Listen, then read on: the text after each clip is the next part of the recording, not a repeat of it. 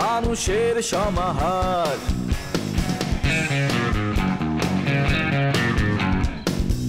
ভেতর আর বাহিরে চলছে উৎসব অপেক্ষার। এই শহরের হাজারো বাড়ির মতো নিয়ে হাসি কান্নার গল্প যত। এই শহরের হাজারো বাড়ির মতো নিয়ে হাসি কান্নার গল্প যত। প্রতিবার এখানে বেজে যায় কলিং বেল, কলিং বেল,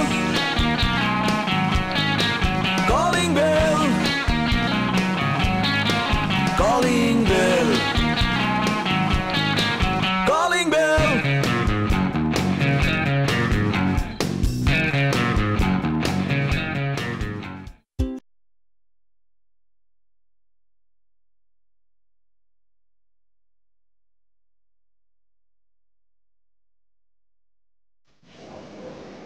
বাবা, কিরে তুই এভাবে কি করিস? আমি দিয়ে এসেছি। তুই দিয়ে এসেছিস? কি দিয়ে এসেছিস? কাকে দিয়ে এসেছিস? কেন দিয়ে এসেছিস? তোমার লেখাটা পত্রিকা অফিসে দিয়ে এসেছি। আমার লেখা তুই পত্রিকা অফিসে দিয়ে আসলি মানে? আমার লেখা তোর হাতে গেল কি করে? এটা তুমি ইলিয়াস রঞ্জনকে দিলাম পত্রিকা অফিসে পৌঁছে দেওয়ার জন্য, আর হতভাগা তোর কাছে পৌঁছে দিয়েছে। হ্যাঁ, আমি শুধু একটি মাত্র পত্রিকা অফিসে লেখাটা দিতে পেরেছি, বাকি দুটোতে পৌঁছাতে পারিনি, সময় হয়ে ওঠেনি।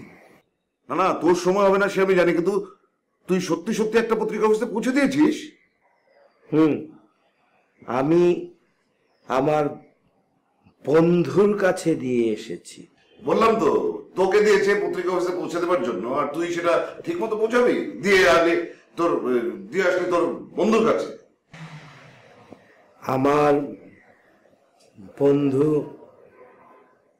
সাংবাদিক। সাংঘাতিক?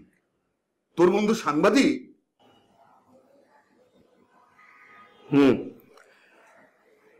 মেয়ে বন্ধু। ও, তা সে কেমন সাংবাদিক? কি করে সে পত্রিকা অফিসে? কোন পত্রিকায়?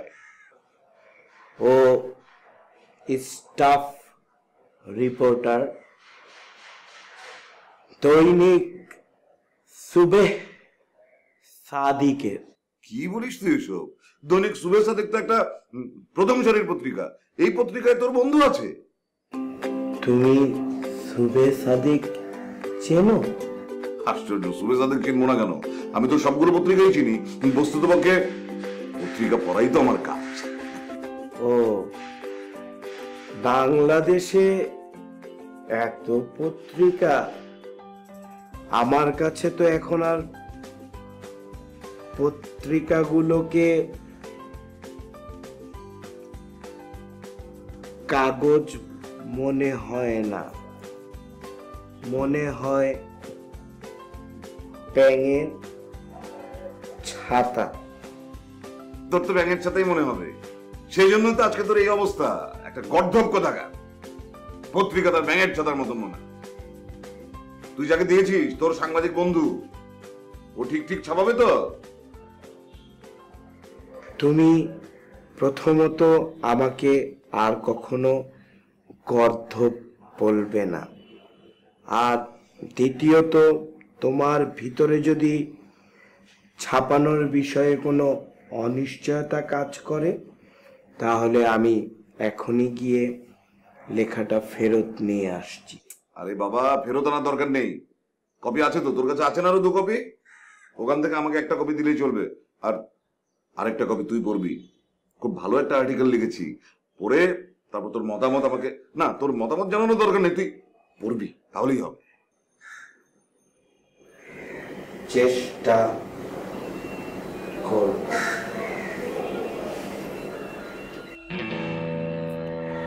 আসসালামু আলাইকুম। কেন বড় ভাই এত জরুরি তলব করলেন? কাহিনী কি? আমি পার্টির বড় নেতার সাথে কথা বলছি, আমার স্ট্রেট না করে দিচ্ছে আমি যেন নির্বাচনে না যাই। আমার শোয়েবকে সমর্থন করতে বলছে, আর আমার পরিবারও যখন চায় না এসব ঝামেলার মধ্যে না নাই। দেখছেন ভাই, এর নাম হলো গিয়ে রাজনীতি। রাজনীতি এই পার্টির লেগে আপনি কি করেন নাই? আপনার পুরো জীবনটা নষ্ট করছেন এই পার্টির লেগে। আপনি পুলিশের গুলি খাইছেন, থানায় গেছেন, জেল খাটছেন, গুলি খাইছেন, আর আজকে ওই পার্টি আপনার নমিনেশন দেয় না। দিল কারে? শোয়েব। আরে শোয়েব কে? শোয়েব তো কোনো রাজনীতিবিদ না, ও তো কোনোদিন রাজনীতি করে নাই। ও একটা ব্যবসায়ী, টাকা আছে, পার্টিতে টাকা দিছে, আজকে ওর নমিনেশন দিয়ে দিছে। আর আপনার এই এলাকায় যত প্রভাব প্রতিপত্তি আছে এগুলো কাইরা নেওয়ার জন্য আপনারা কইতাছে রাজনীতি না করার লেগা, নির্বাচন না করার লেগা। আপনি এখনো বুঝতেছেন না বস? আমি তো এখনো রাজনীতির সাথে আছি, আমি তো ভেতরে সব খবর জানি বস। এই জন্য আমি আপনারা দাঁড়া করেছিলাম যে আপনি দাঁড়ান, আপনি নির্বাচনটা করেন। আচ্ছা ঠিক আছে, পার্টি তো আমার সমর্থন দেয় না। পার্টি যখন আমার সমর্থন দেয় না, আমি যদি নির্বাচন করি আমি লোকজন পাবো কই? ও দিব আপনারা সব লোক বল। আমি যদি কই আধা ঘন্টার মধ্যে আপনার পিছে কয়েক হাজার পোলাপান খাড়াই যাবে। পোলাপান নিয়ে কোনো চিন্তা করেন না। আচ্ছা ঠিক আছে, লোকজন পাইলাম, এই লোকজনটা আপ্যায়ন করতে হবে, ইলেকশন করতে গেলে লিফলেট ছাপাইতে হবে, পোস্টার ছাপাইতে হবে, এই সমস্ত খরচ আমার কে দিবে? বড় ভাই, আমি যখন রাজনীতির ময়দানে যুদ্ধ করতে নামছি তখন তার রসদটাও আমি নিয়ে রাখছি, সব আমার মাথায় আছে। আমি ঠান্ডা মাথার মানুষ, আপনি কোনো টেনশন করেন না। কিন্তু আপনি এখনো দ্বিধাদ্বন্দ্বের মধ্যে আছেন। আপনি আগে শিওর হন, সিদ্ধান্ত নেন। আপনি চিন্তা করে বল যে আপনি রাজনীতি করবেন, আপনি ইলেকশন করবেন, বাকি কাম আমার। ওর ভাই, এই পারভেজ আমিন যখন কোনো কাজ হাতে নেয়, কাজ শেষ না হওয়া পর্যন্ত পারভেজ আমিন ফেরত আসে। আপনার যত ধরনের সাপোর্ট দরকার আমি আর পিয়াস ভাই দিব। আপনি এটা নিয়ে কোনো টেনশনই করেন না। আচ্ছা ঠিক আছে, তোমরা যখন এত করে বলতেছো আমি নির্বাচন করুম, কিন্তু কথা একটাই, আমি কোনো ঝামেলা চাই না, কোনো রকম ঝামেলা করব না। এই কথা তোমার দিতে হবে। আপনি টেনশন করেন না, কোনো ঝামেলা আপনার হবে না। আমরা আছি, আমরা দেখতে পাবো। তাহলে আমরা শুরু করে দিই কাজ। শুরু কর। ওকে বস।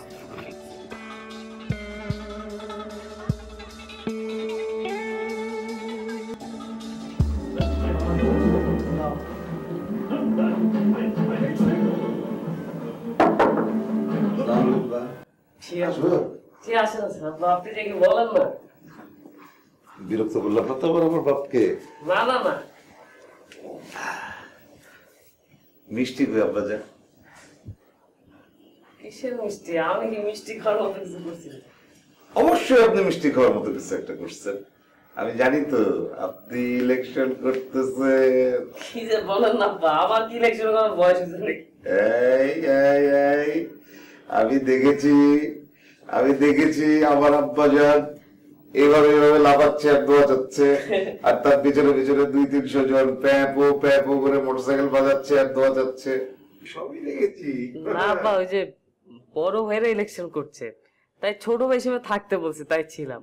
ও আচ্ছা আচ্ছা আচ্ছা আচ্ছা, তো বড় ভাইয়ের নির্বাচনী এই অবস্থা।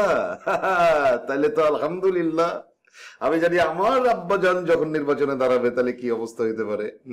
আমি তো রীতিমতো উত্তেজিত, কারণ আমি বুঝে গিয়েছি যে আমার আব্বাজান দেশের প্রধান হবেই একদিন। আব্বা ওই যে ইউসুফ ভাই সামনে আমাদের মসজিদে মিলাদ করবে, তো আপনি আইসেন আর একটু মানুষজনদের বললেন, ভোটটাও দিয়েন পারলে। না না না না না না না না, আমি তো কাকে ভোট দেবো এটা আগে জানানো যাবে না। আমার ভোট আমি দেব যাকে খুশি তাকে দেব। তবে হ্যাঁ, আমার আব্বাজান যখন নির্বাচনে দাঁড়াবে তখন সবাই জানবে যে আমি আমার ভোটটা আমার আব্বাজানকেই দিব। আর শুধু জানবে না, তখন আমার আব্বাজান থাকবে সবার আগে আগে, তারপরে থাকবো আমি। মিছিল করব, দোয়া চাইবো, যে বলবো পারভেজ ভাই এগিয়ে চলো, আমরা আছি তোমার সাথে। আবার আমার পিছনে এরকম 200-300-500 লোক একই রকম স্লোগান তুলবে, পারভেজ ভাই এগিয়ে চলো, আমরা আছি তোমার সাথে। হ্যাঁ আব্বা আপনি যে কি বলেন, আপনি আমার কেন ভাই বলবেন? নির্বাচনে সবাই ভাই বলতে হয়, এখানে আব্বা চাচা মামা খালার কোনো দাম নাই, এখানে সবাই ভাই। আব্বা আপনি জানতো আমার লজ্জা লাগে। মিষ্টিটা কিন্তু খাইতে হবে। আসসালামু আলাইকুম।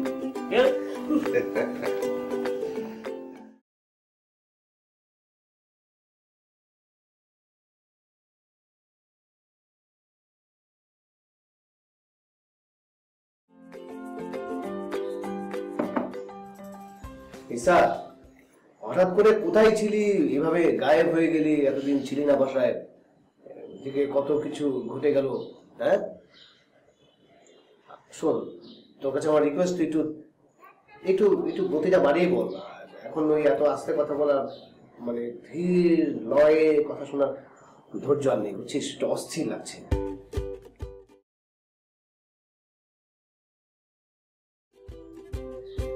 আরে এটা কি? হ্যাঁ কি? দ্রুত লয়ে বলতে বললে না, তাই একবারে বলে দিলাম। 3টি জায়গায় গিয়েছিলাম। ও তাই নাকি? কোথায় গিয়েছিলি? নোয়াখালী, হ্যাঁ, ফেনী। হ্যাঁ। আরেকটা বলা যাবে না, সিক্রেট। আত্মগোপনের জন্য আদর্শ জায়গা। তাহলে আমাকে বল না নামটা, মানে আত্মগোপন করার জন্য যে কখন কার দরকার হয় কে জানে। আমার জানা থাকলে আমি চলে গেলাম আর কি। বলা যাবে না। আর তুই আত্মগোপন করবি কেন? তোর আবার সমস্যা কি? বাচ্চা ছেলে? নিম্নচাপ, ডিপ্রেশন। অতিরিক্ত ডিপ্রেশনে অনেক বেশি ফ্রাস্ট্রেশন কাজ করছিল, তাই কেমন জানি সাফোকেশন হচ্ছিল। একটু স্যাটিসফ্যাকশনের জন্য বের হয়ে গিয়েছিলাম ফর ভ্যাকেশন। ওহ, তোর সাথে কথা বললে আমার ইনফেকশন হয়ে যাবে, মানে হার্ট ইনফেকশন হয়ে যাবে। আচ্ছা ঠিক আছে, তুই কেন গিয়েছিলি, তোর ব্যাপার।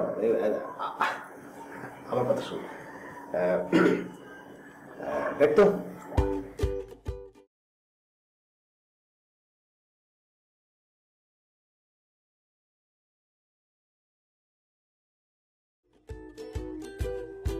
চালের আড়তের জন্য কি আবার মেয়ে মডেল লাগে? আমি জানতাম তুই একদম মডেলদের সাথে ওকে কম্পেয়ার করবি। Yes, she is like model, but she is not model. She is like,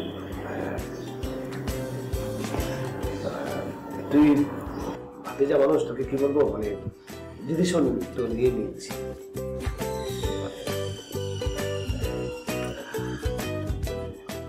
এটা সিদ্ধান্ত নিয়ে নিলাম, বুঝছিস? তুই ছিলি না, তুই কিছু জানিস না, সবাই জানে। ও বাসায় এসেছিল, সবার সাথে কথা বলতে হয়েছে। তোর পছন্দ হয়েছে না?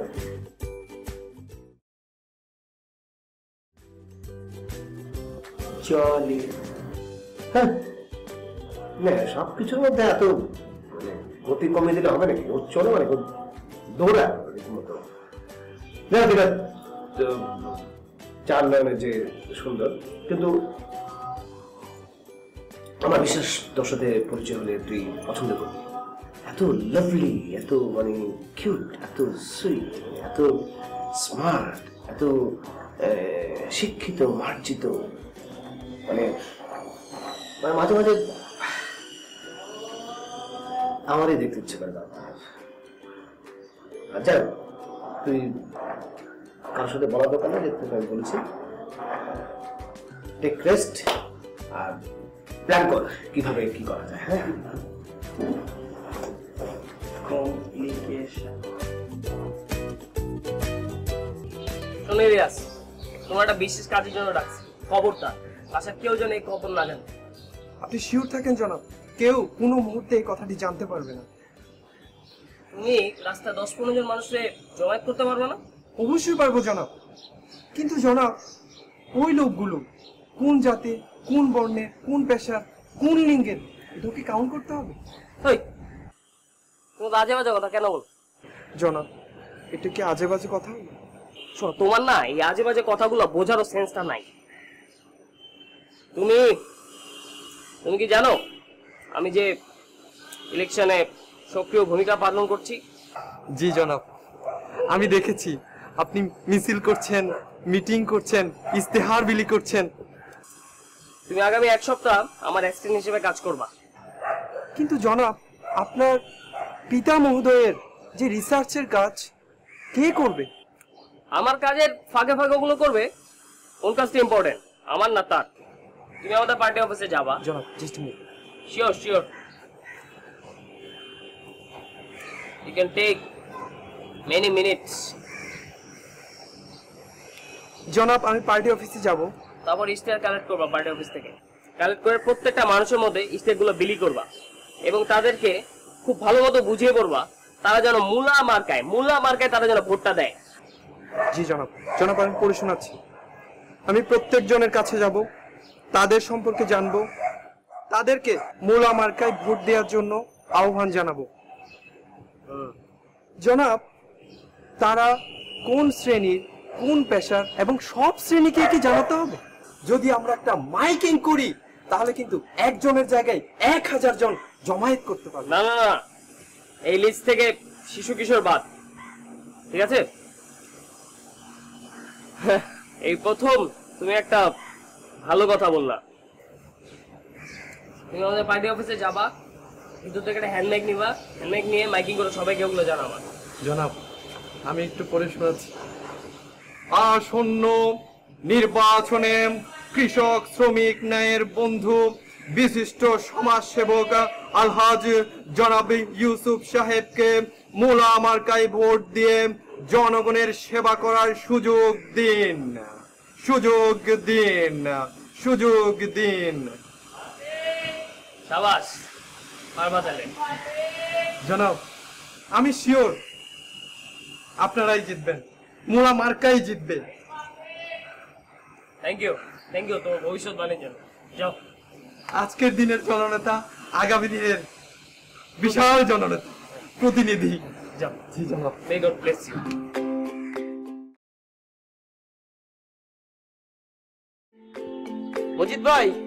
মজিদ ভাই শুনেন, আপনি থাকেন কই কন্ত? হ্যাঁ, 3 ঘন্টা ধরে আপনার আমি খুঁজতেছি, আপনার কোনো খোঁজ খবর নেই। কি নিয়ে এত বেশি ব্যস্ত আপনি বলেন তো ভাই? আমার এদিকে বারের দিকে এসেছেন, কলামলা ঠিক করে রাখবেন, বুঝছেন? বেয়াদের মতো থাকবেন। এই যে একটা বেয়াদবি করলেন, পারমিশন ছাড়া আমার গায়ে হাত দিলেন, এটা দেখে তো বলাবেন আপনার কাছ থেকে সব বেয়াদবি শিখতেছে। আনোয়ার ভাই, আপনি চাইলে আদরের বাদটা কি আদবের দোকান খুলছেন নাকি? ভাই আমার মানুষের আদর দিয়ে তো ভাই। আচ্ছা, এই যে পারভেজ যে শুরু করছে, আমার বাসার সামনে যে হাজার হাজার পোস্টার লাগায় রাখছে, বাসায় কোনো বাতাস ঢুকতেছে না, কোনো বাতাস বেরোতেছে না, অক্সিজেন বন্ধ, আমি বাঁচুন কিনা তো সন্দেহ আছে ভাই। আচ্ছা, ভালো কাজ করছে তো, ইলেকশনের জন্য লাগাইতে হবে না, মানুষ দেখবো না, প্রচারণা করবো না। পোস্টার লাগাবি লাগা, দুনিয়ার এত জায়গার অভাব আছে আমার বাসার সামনে কেন ভাই কোন? আর প্রার্থী হইতেছে আমার চাচতো ভাই, দেখেন তো এর একটা পোস্টার আমার বাসার সামনে আসেনি। টাকা না লাগাইতে পারে নাই। ওই আমার বাড়িতে ভোট কয়টা কোন তো? 4টা মাত্র ভোট। হ্যাঁ, আর পারভেজ দিদি হাজার হাজার পোস্টার লাগাইছে, এটা কি ঠিক করছে? হ্যাঁ, ও তো ঠিক করছে, বুদ্ধিমানের মতো কাম করছে।